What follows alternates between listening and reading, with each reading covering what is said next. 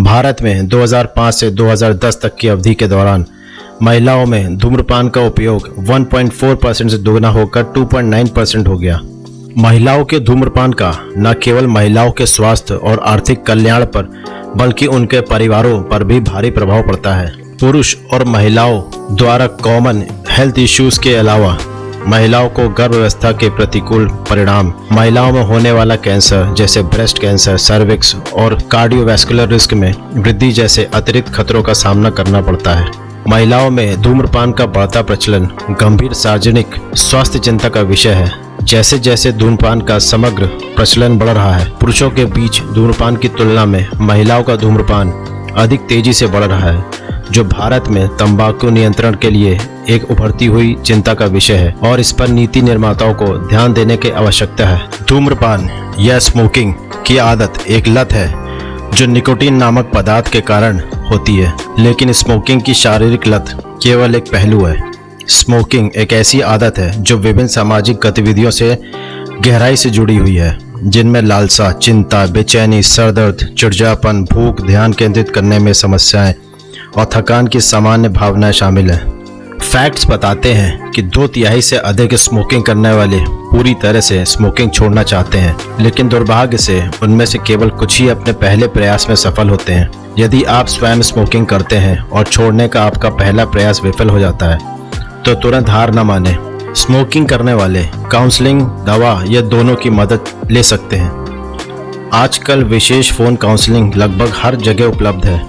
Smoking छोड़ने की कोशिश करने वाले अधिकांश लोग दवा के साथ परामर्श को जोड़ते हैं। आजकल विभिन्न दवाएं उपलब्ध हैं जो स्मोकिंग छोड़ने में मदद करने में बहुत प्रभावी हैं। निकोटीन गम और nicotine patch over the counter और ब्यूप्रोपियोन और वेरेसिलीन प्रिस्क्रिप्शन द्वारा उपलब्ध है।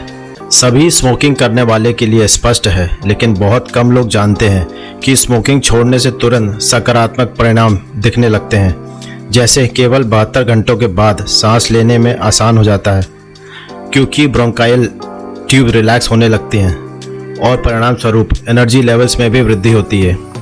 1 महीने के बाद त्वचा की हालत में भी सुधार होने लगता है और 3 से 9 महीने में लंग्स की कार्य क्षमता बढ़ने के साथ खांसी, गड़गड़ाहट और सांस लेने की समस्याओं में सुधार होता है। स्मोकिंग बंद करने के 1 साल बाद दिल का दौरा पड़ने का जोखिम स्मोकिंग करने वाले की तुलना में आधा हो जाता है। ऐसे कई अन्य शॉर्ट टर्म बेनिफिट्स भी हैं जो सीधे स्वास्थ्य से जुड़े नहीं हैं, जैसे वित्तीय स्थिति में सुधार, धुएं की स्मेल त्वचा, कपड़े और सांसों से दूर हो जाती है और साधारण सर्दी जुकाम भी कम हो जाता है। स्मोकिंग की आदत कई घातक बीमारियों का कारण बनती है, जैसे mouth cancer, throat cancer, lung cancer, oesophagus cancer, pancreas cancer, kidney cancer, bladder cancer, stomach cancer, cervical cancer.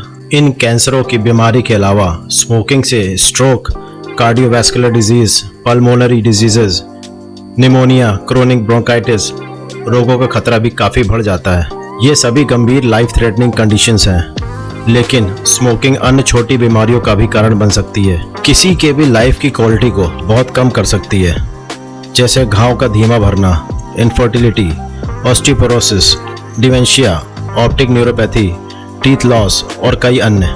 Cigarette पृथ्वी पर सबसे अधिक व्यापार की जाने वाली वस्तु है। सिगरेट जैसा किसी भी अन्य वस्तु का इतना बड़ा बाजार नहीं है। हर साल दुनिया में 1 ट्रिलियन से ज़्यादा सिगरेट बेची जाती है। ये सबसे बड़े वैश्विक बाजारों में से एक है, जिसका मूल्य लगभग $400 बिलियन है।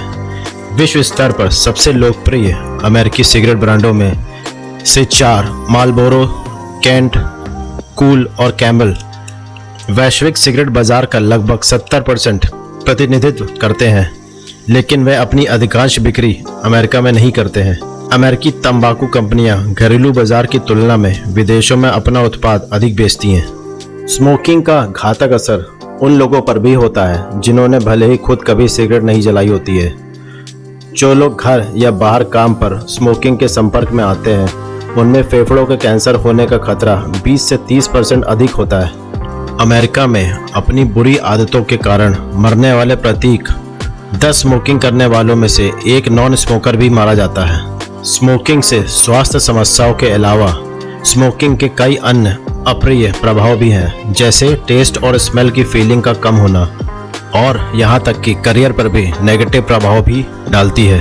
आंकड़ों से पता चलता है कि कई एम्प्लॉयर्स स्मोकिंग करने वालों को काम पर नहीं रखना पसंद करते हैं क्योंकि उनमें स्वास्थ्य समस्याओं का खतरा अधिक होता है। स्मोकिंग से संबंधित स्वास्थ्य समस्याओं के कारण हर साल 34 मिलियन से अधिक कार्य दिवस बर्बाद हो जाते हैं।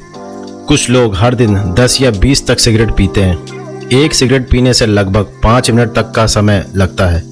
इसका मतलब है कि स्मोकिंग के कारण प्रत्येक कार्य दिवस में 1 घंटा या यहाँ तक कि 1.5 घंटा बर्बाद हो जाते हैं। स्मोकिंग संबंधी आंकड़े बताते हैं कि अमेरिका में महिलाओं की तुलना में पुरुषों में स्मोकिंग अधिक लोकप्रिय है। लगभग 15% महिलाओं की तुलना में लगभग 20% पुरुष स्मोकिंग करते हैं। स्मोकिंग एक महंगी लत है। स्मोकिंग करने वाले न केवल अपने लिए बल्कि पूरी मानवता के लिए भी वित्तीय समस्याएं पैदा करते हैं। स्मोकिंग के तथ्य बताते हैं कि अमेरिका में स्मोकिंग से संबंधित बीमारियों की लागत प्रति वर्ष $300 बिलियन से अधिक है। अमेरिका में बेचे जाने वाले सिगरेट के प्रत्येक पैकेट पे मेडिकल केयर और लॉस ऑफ प्रोडक्टिविटी में देश को $60 से अधिक का खर्च आता है। लेकिन अन्य अध्ययन से पता चलता है कि लागत वास्तव में बहुत अधिक हो सकती है। संभवतः इसीलिए सिगरेट का प्रत्येक पैकेट को $40 से अधिक में बेचा जाता है।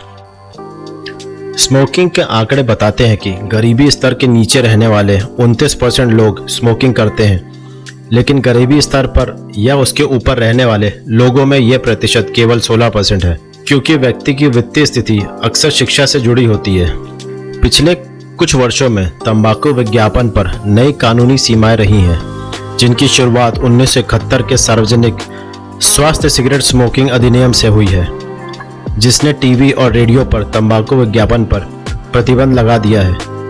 वीडियो विज्ञापन के साथ आने वाला कोई भी ऑडियो साउंड ट्रैक केवल शब्दों तक ही सीमित है। इसमें कोई संगीत या ध्वनि प्रभाव नहीं है। इन सीमाओं के बावजूद तंबाकू कंपनियां अभी भी विज्ञापन में भारी मात्रा में निवेश करती हैं। माइल्ड और लाइट लेवल वाली सिगरेटों में टार और निकोटीन का लोअर लेवल्स का वादा किया जाता है, लेकिन रियलिटी ये है कि अधिकांश स्मोकिंग करने वाले इन खतरनाक पदार्थों के लोअर लेवल्स की भरपाई अधिक सिगरेट पीने से करते हैं। दुनिया में हर साल लाखों लोग, चाहे वो ऑर्गेनिक, नेचुरल, लाइट, माइल्ड या कोई अन्य सिगरेट पीते हैं। इस तथ्य को नकारा नहीं जा सकता है कि धूम्रपान जानलेवा है। कई स्मोकिंग करने वालों का मानना है कि उनकी स्मोकिंग की आदत को हेल्दी न्यूट्रिशन और रेगुलर फिजिकल एक्टिविटी से कम किया जा सकता है। हालांकि ये चीज़ें निश्चित रूप से स्वास्थ्य के लिए बहुत अच्छी हैं, लेकिन ये स्मोकिंग से होने वाले नेगेटिव इफेक्ट्स को नहीं रोक सकती हैं। एथलीट्स, वेजिटेरियंस और न्यूट्रिशनल स्पेशलिस्ट स्मोकिंग से उसी तरह मरते हैं जैसे आम स्मोकर्स मरते हैं। स्मोकिंग करने वालों के बीच एक बहुत पॉपुलर मिथ है कि डेली सिगरेट की संख्या में कटौती करना हेल्थ प्रॉब्लम्स को रोकने के लिए एक इफेक्टिव स्ट्रेटजी है। लोगों के लिए स्मोकिंग से संबंधित गंभीर बीमारी होने का जोखिम थोड़ा कम कर सकता है, लेकिन अब तक की सबसे इफेक्टिव स्ट्रेटजी स्मोकिंग को पूरी तरह से बंद करना ही है। हाल के दशकों में दुनिया के कई हिस्सों में तंबाकू एडिक्शन और रिलेटेड हेल्थ इश्यूज को रोकने में बड़े सुधार हुए हैं। सबसे कुशल रणनीतियों में से एक तंबाकू बाजारों को स्पेशल टैक्सेस के अधीन करना और परिणाम स्वरूप सिगरेट की कीमत बढ़ाना है। ये सारी बातें तो अपनी जगह सही हैं, परंतु क्या ये देश की सरकारों की जिम्मेदारी नहीं बनती है कि जब सिगरेट इतनी बुरी है तो इसका उत्पादन बंद क्यों नहीं कर देती है? क्या रेवेन्यू कमाने के चक्कर में अपने देश के लोगों की जिंदगी दांव पर लगाना क्या अपराध नहीं है? दोस्तों, आपकी क्या राय है? हमें कमेंट बॉक्स में कमेंट करके ज़रूर बताएं।